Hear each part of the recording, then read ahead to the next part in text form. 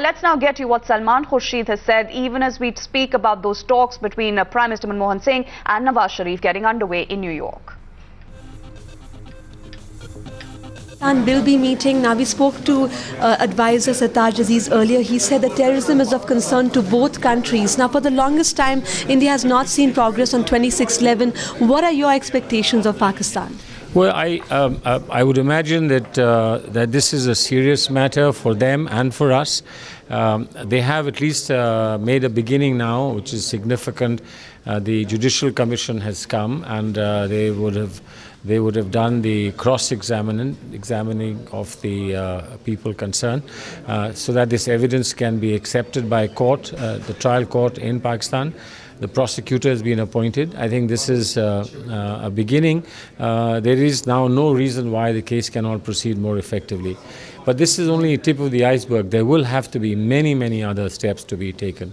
And I do say that if they have a problem with terrorism at their end, and I do know that there is, because there are casualties repeatedly, this should really be an incentive for them to come clean, transparently, talk to us, find a joint approach to tackling terrorism.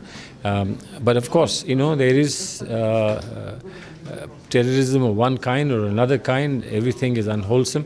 But the one that's directed against India is what we are immediately concerned about. One that's directed against them or any other part of the world is something that we should be able to find a common platform from which it can be tackled.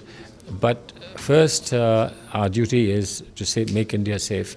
And therefore, it would not be unfair to say our concern right now is to ensure that what we have suffered for several decades must come to an end. And the line of control, Minister Khurshid, all these the actions that have taken place on the line of control, what about them and what will the discussion center on that? No, I don't think the Prime Ministers go into very great detail. It will be us at our level, officials, etc., who will carry forth.